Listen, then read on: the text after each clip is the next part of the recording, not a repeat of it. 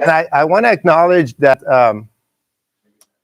the work that I would like to acknowledge that the work I get to present is work that's with Krishna and with a student we co-advise, Jameson, and their contribution cannot be overstated.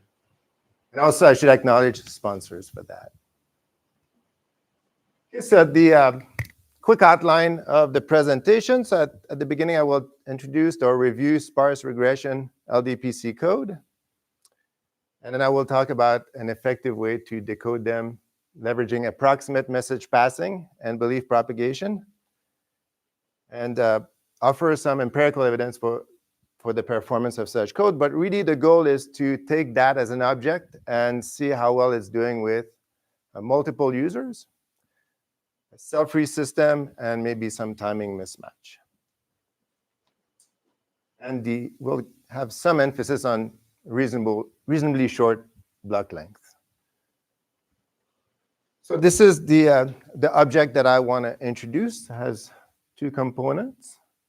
On the right component, I think this is very familiar to the audience. That's an LDPC code. Maybe for us, it's going to be a non-binary, but it's an LDPC code. And I would like to pair it with, on the left, a sparse regression code, which has some sensing matrix with a structured sparse vector. And this, we had the chance to introduce this at ISIT last summer. And really, I want to use that build that, a quick review of some of its property, and use that in the multi-user setting. So I should start. So why is this interesting? So I think for us, historically, this came out of some of the work we did on unsourced, although this is not an unsourced talk. We use some of these objects in unsourced communication. But also, I think there's a natural match that's worth exploring between LDPC codes and sparse regression codes. So here, what we'll use is, in some way, a standard non-binary LDPC code. And I wanted to say that this work relies strongly on some of the monumental work that has been done in this area. And the second part, likewise, is sparse regression code that was introduced by Joseph and Baron. And it's also known, some of the properties of these codes are known in their own to be capacity achieving. And some of the more recent work has been on the efficient decoding of such code, leveraging approximate message passing. So we can put them together. We are going to put them together in a certain way. The emphasis on short block length in some sense, or limited block length, because in their own right, the left side is known to, as an LDPC code, approach capacity, or if you go to a specie couple, get to capacity faster. And then on the right side, it's known that a sparse regression code also have a pathway to achieving capacity, at least if you use the proper power tilting in your vector. So on both sides, if you take some extreme, you can achieve capacity. But in between, I think we can get some interesting performance. Also, I should point out that there are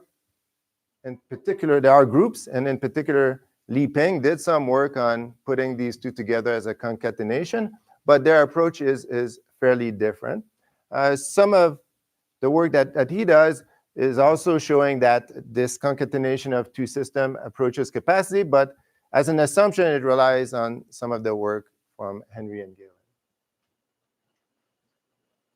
So let's look at why is this an object that's interesting to look at?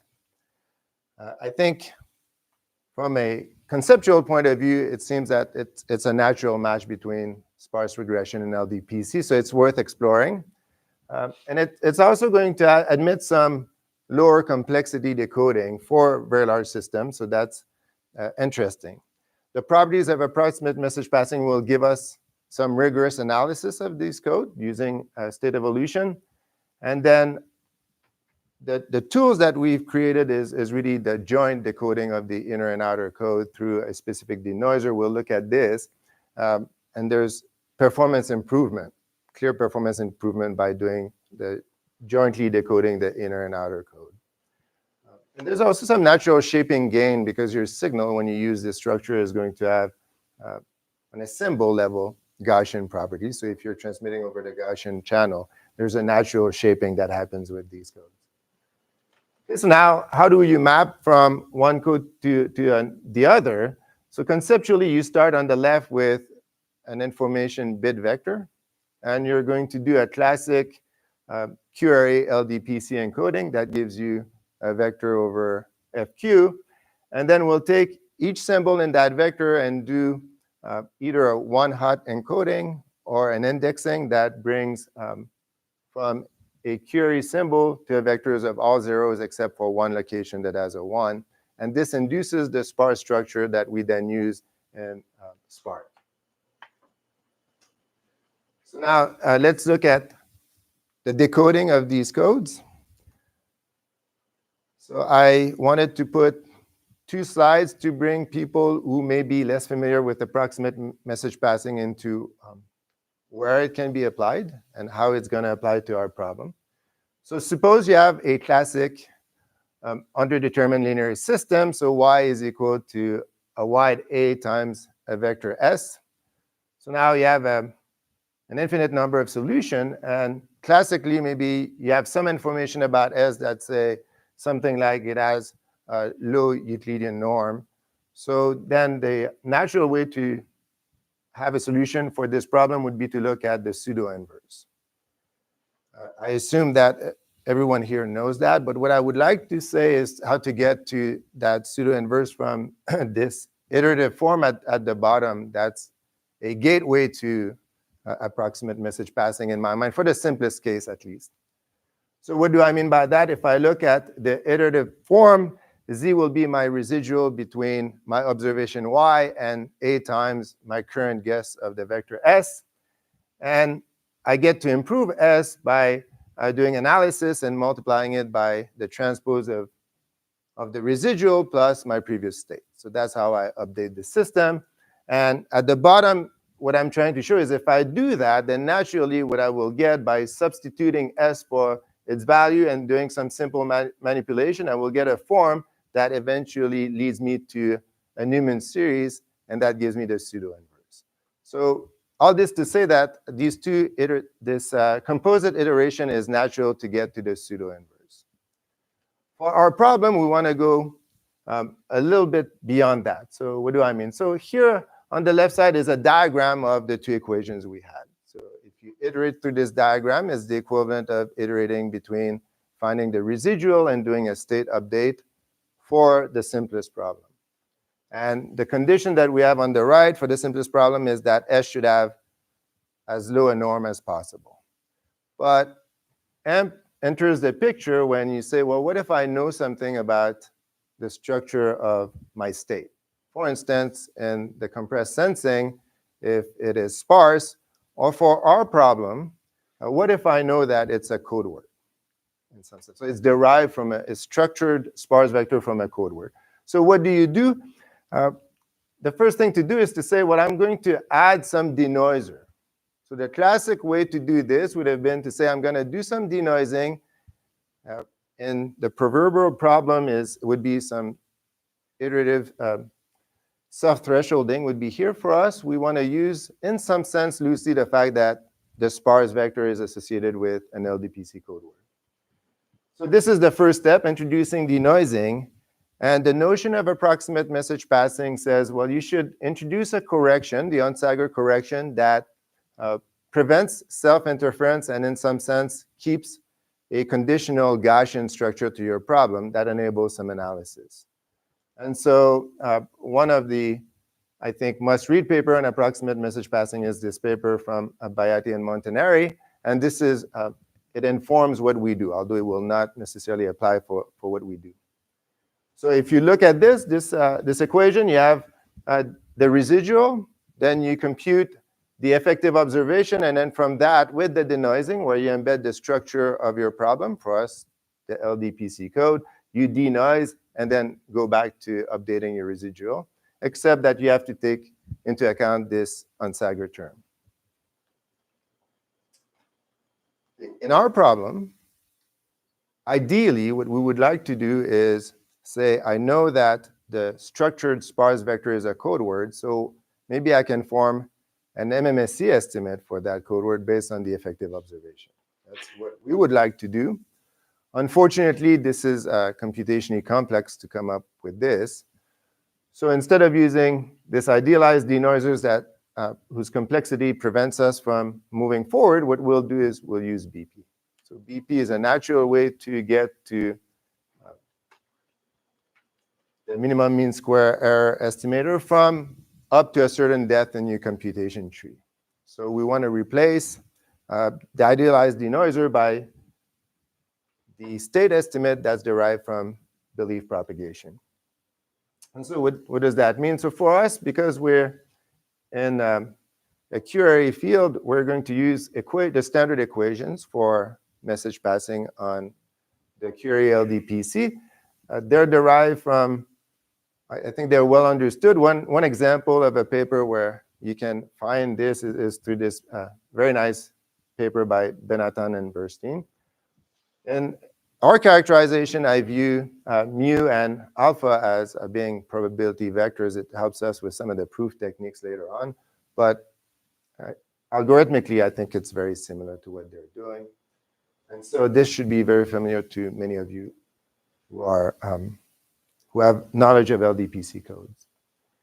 This simple graph is supposed to say one thing, is if I compare this concatenated code that has an inner and outer code, the spark and the amp, the black curve is if I decode it in succession. So first I would try to iterate over the amp part without taking the code structure, just leveraging the sparsity structure. And then after that, trying to do LDPC decoding, then you would get the performance that's by the black line. The x-axis here is EB over naught, and you have bit error rate on the top. And then the blue line is the one where it's dynamically taking advantage of the fact in the denoiser that you have an LDPC outer code where you run BP. So clearly, this is for the same code. So it's telling you that there's value, much like there's value in some turbo decoding to passing the right information from one code to another. But for this one, in a very principled, easy way. Okay, so this is kind of the recap of how we use approximate message passing for that single user. I wanted to also say a little bit about the analysis. There are some very nice properties for this denoiser and the structure of this approximate message passing. The result that we have to use for our denoiser, because it's non-separable, is this more recent paper by Berthier, Montanari, and Nguyen that talks about what you have to do for non-separable. So for us, our vector has the code, so the different entries in the vectors are linked in some ways. But if you do that, then we can leverage these results to showcase that the system is still smooth enough to ensure that you have the state equation or the state evolution holds. So what you have to essentially do is showcase some Lipschitzness. And then what this means for us is if there's an observation at a low level of our tree and the LDPC message passing, it does not affect a particular bit at the top too drastically. And then we can do that through kind of making sure that the derivatives don't get out of line.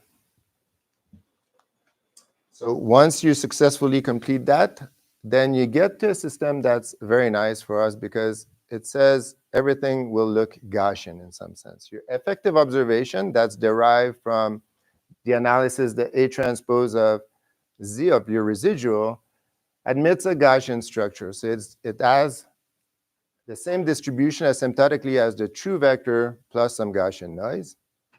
And one thing that gets really nice with that is when you run BP and you throw it back, then for the next iteration, you essentially get, again, the true vector plus additive noise, but that new noise has a lower variance. So it has this kind of Gaussian structure that comes back over and over again. And if you design your system well with decreasing variance.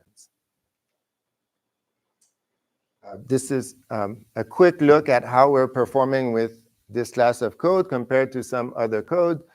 So here, the green curve was a curve for finite block length derived by Greg and Venkataramanan, or Ramji. They did Spark and they did an LDPC outer code, but there was no talking between the two. And then in blue and in black, these are two curves derived from the LDPC, from 5G and our LDPC code, one with BPSK and the other one has a 4-palm. And then the R-performing curve is the red one, is the SR LDPC code. So that's just to say that although this is fairly preliminary, it has not been optimized much, the performance at this point for the single user is at least promising. Okay, so now we have all the tools to start talking about what happens when you have multiple users. Question. Yes? Those curves, what's the matrix that you're using? Is it like a random Gaussian matrix? Yeah, so that's a good question. So there are several ways that we have to lower the complexity. So it's not a Gaussian matrix. It deviates a little bit from the theory, but what we do is we take a Hadamard matrix and we subsample some rows to get a pseudo-Gaussian matrix. This allows for a much faster analysis. Oh, decoding, I should say. So now we have two users. And so this is a classical multi-user problem, and what you get on is the observation is A times S1 matrix plus matrix A2 times S2 embedded in noise. And in some sense, we'll think of them as these two matrices as being, you can think of them as being random, but they can be thought of as having different sparse domain with low cross coherence. And if you do that, what we would like is for this to be derived from a system that's an SRLDPC in blue and a different matrix with an SRLDPC code on the left. And then a simple mental exercise for this is you can kind of concatenate the matrices and extend your vector, and it gives you the same problem, except now it has the classic representation that we had at the beginning. It's just, in some sense, a wider matrix and two users. So if you do it this way, then it comes back to the problem that we looked at the beginning, although you have some accounting to do. So that's very nice. So again, here for this problem, what we found out in terms of approximate message passing and the state evolution and the ability to perform BP holds true. There's a little bit more that happens. So beyond just the fact that you could reanalyze things, the way you run your decoder is going to essentially separate. So you're going to do joint decoding, but a lot of things will be independent from one user to another. So again, here we have the equation, the computation of the residual at the top and the denoising at the bottom. But if you look carefully, so this was the A times S originally. Now you have the sum of A1 times S1 plus A2 times S2. You can compute them separately and add them up. Your unstaggered term will also add up into two components, one from one user and one from the other user. And that's because the div operator is additive and your code only runs on one side and the other, so they're separate. And likewise at the bottom, the denoising, you can throw one denoising to one side and the denoising, the effective observation that's going to lead to denoising on the other side. So you have, everything is essentially separate except when you combine them to find your residual. And so this is a very nice way you can parallelize that for multiple users. Here is shown for two users, but as long as you're operating in the right regime, you can do that for an arbitrary number of users. And what you end up doing is kind of joint decoding at the complexity of single user decoding in some sense. Not quite, okay. But at least mathematically, it's fairly easy to understand what's going on. This is the graphical interpretation of what we had in equation. So you have the computation of the residual. You're going to pass this information to a bank of matrices, one for each user. They're going to, one for every user, and then they're going to perform a computation of a residual, followed by denoising, and then at the end, it comes together and iterates. So if you do that, The encoding is also separate. If you do that, then you get performance that's quite good in some sense. So this is the graph for multiple user. On the x-axis, I have rate, and on the y-axis, I'm showcasing the bit error rate. The curve to look at is the orange one that's completely to your left. So this is for a single user. That user would use an LDPC code that with the parameters that are over here and a field size of 256. So the overall system would have a rate that looks like this. And you have a lot of flexibility for the rate with the Sparse component. And then what we wanted to do is to see what's the performance when you go to 2 or 4 or 8 users. And to place them on the same graph, what we give for 2 users, we're going to double the number of channel use that they have access to. For 4 users, we're going to double that again, and so on. So in terms of resources per user, it's a fair comparison, but the number of channel use grows with the number of users. And what you can see is this was the original curve for a single user. You can think of it as a single user, or you can think of it as an orthogonal partition of your resources. And then when you mix them together for 2 users, performance per user improves, and it improves again when you go to 4 or 8 users. So that system seems to be quite nice in that sense. Here is the sum capacity.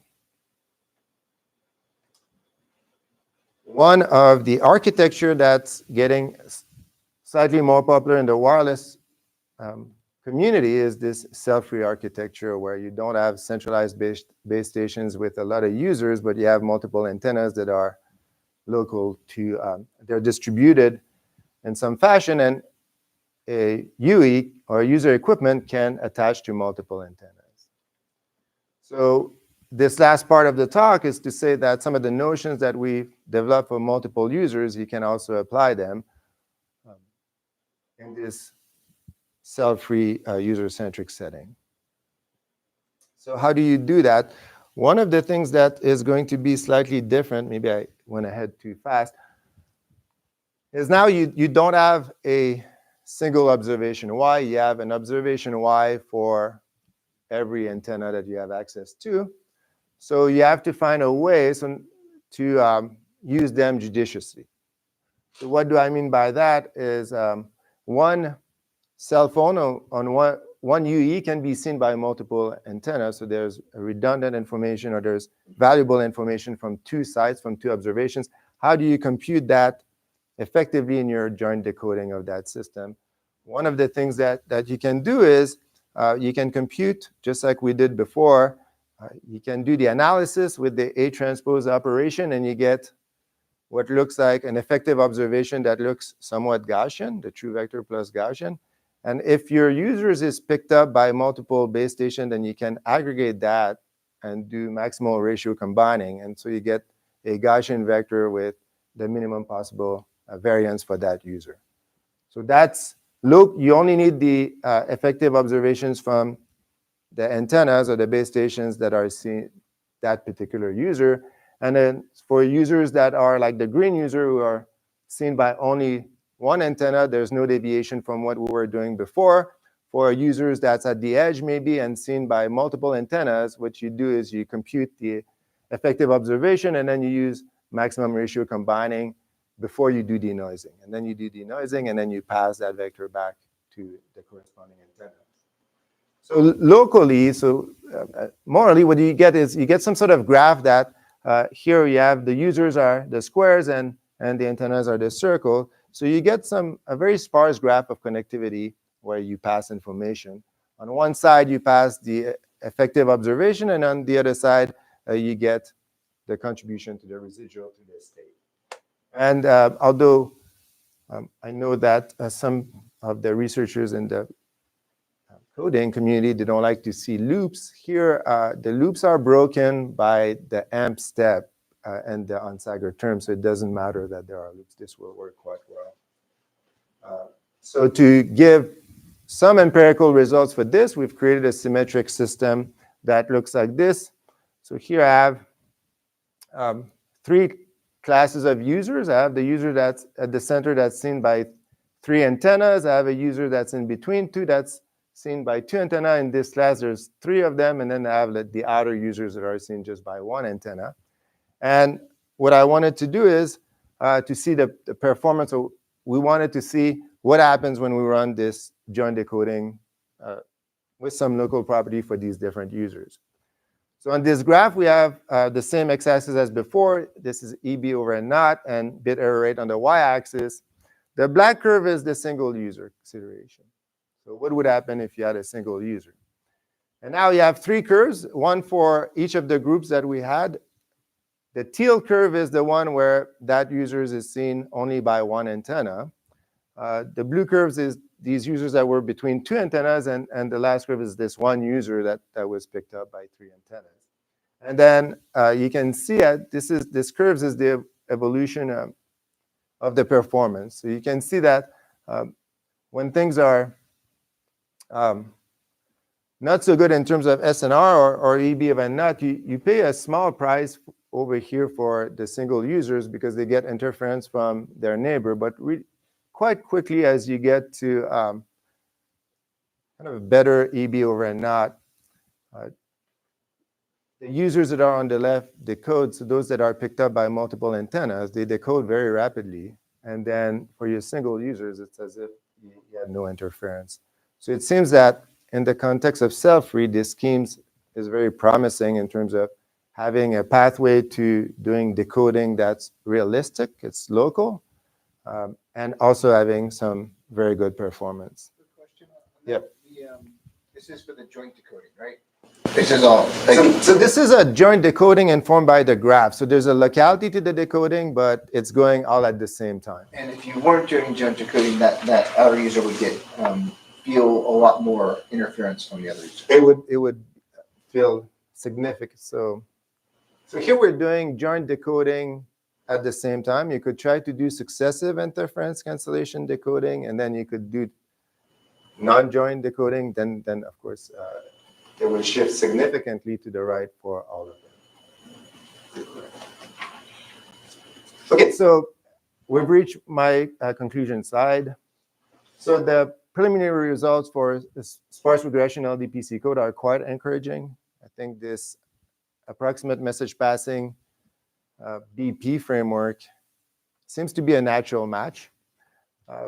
It leverages many of the monumental contributions that have been in this community, so that's quite nice. And then there's some unknown that I also wanted to share with you. I think there's a limited understanding of how to best design the outer code. This interaction between what I think of as the signal processing part, that's through the sparse regression, and then the outer code is something that definitely warrants more exploration. And then also, there are tricks that we have not used that could be quite handy in terms of performance. Some of them would be changing the power, for instance, for the different blocks to promote crystallization of your decoding. We could do sparsifying of the block in some sense. Right now, we're using a full matrix. It seems that for approximate message passing, sparse block structures are also very good. So there are many tricks to be explored in that field or with these algorithms. And I think this brings me up to the last slide where I would like to thank you for your attention. Yes. Yeah, so you alluded in the very beginning a little bit to it. Can you just talk a little bit more? What's the fundamental motivation for using this, that signal scheme versus just the traditional, what you do in multi-axis? What's the, you mentioned a little bit, but you never showed any curves comparing it to a standard one. So can you give us some understanding? Why do you, it's certainly more complicated, right? So for the single user, there was a curve comparing to the standard one, but I think you're correct. Your question is really well motivated. So how do we set up on that journey? So this marriage between LDPC code and Sparks really happened in our group in the context of unsourced random access. And then for there, it was kind of for a while, it was the best known scheme, although this field has evolved quite rapidly. So in that version, you had multiple users on the same outer code graph. I think it was a curiosity and an extension that it came naturally in this setting. That was the primary motivation, in the sense that we, in my mind, we've solved a harder problem before coming back to this problem. And then there are some nice properties that come out of the single user that scale to the multi-users. Now, beyond that, I think the shaping, but the joint decoding is simpler than some of the techniques too, in some sense. And I think you could reduce the complexity in some ways with, so the Hadamard matrix is a standard one, but you can schedule how you do the iteration for the different users based on where you are on the performance curve as well. So what do I mean by that? Two things what I mean by that. The outer code of the Spark iteration seems to help only at certain places when you reach a certain SNR in your effective observation. So it's not like you need to do something, use BP at every step. And the other thing is, if you have like several users, although we show results for them doing it in lockstep, you have the ability to schedule some amp iteration before others to get to a place where you have a realistic joint decoding. But I think it's, I'm not ready to pitch that to Qualcomm, if that's what you're asking. Other questions? Wait, can you go back to the graph representation of the, yeah, so the circles are the base stations and the squares are the users? Yeah. And the big circles are supposed to be the signal strength up to a system. so I'm just wondering about the joint, like the joint decoding across those different, how is information flowing from the, so the base stations are these different antennas that are receiving the same user, and where is the base station decoder? I guess it's in the cloud and just sees all the antennas. How are we sharing? I'm just trying to So the information from the local connotations. I think that's an appropriate question. So the self-free system typically have a backend, at least in the way they're presented within the communication society. They have a backend CPU where these computations can be done. And to make sure that I'm not confusing anyone, so once you acquire the signal at the base station, it does not go back to the users. It's just that the information you need to go back and forth is equivalent to having a node that's a user. But you acquire it at the antennas, and then you have a backend CPU with connectivity from the different antennas, and then you pass information from any algorithm from a representation of the signal or the residual at the base station, and then the kind of the state of the users. So maybe in this graph there would be another dot, which is the processor, and it's connected to all the base stations. Yes, so I think because there's not like, so absolutely, but also I think you could cheat with some local dots if you thought of a larger system in some sense. Sure, like if there are only so many of the base, I don't have to connect to every base station, just the ones that are in Oakland. Okay, thanks. All right. Other questions? Yeah, thank you for the great talk. I was trying to understand, so given that this is this concatenation scheme and you have this structured sparse vector coming from the outer code, can I think of the whole setup as a support recovery problem? Yes, I think like definitely you can think of the inner part as a support recovery problem. I think I would think of it as a structure support recovery problem. So typically in a support recovery problem, you have like maybe some sparsity, but you don't have like per se a structure. So here, your code, your outer code is hardening the support recovery. So some kind of like hierarchical. Yeah. So given the connection, like so you talked a little bit about like pragmatic sensing matrices. So like there's work in like deterministic compressed sensing matrices. And they have to satisfy these like critical rank or like some rank properties. Would they be directly applicable here, or because you have the structured support recovery, you could do better with how you design those matrices? Yes, I for some of the proofs, you need certain characteristics to the matrices. I think because these systems have used fairly large matrices, and traditionally that's where the Hadamard has come. But I think if you go to reasonably small matrices, you have a lot of flexibility in what we can do. I don't know. I don't have an answer beyond that. Thanks. What's the complexity order of our decoder? Okay, so I'm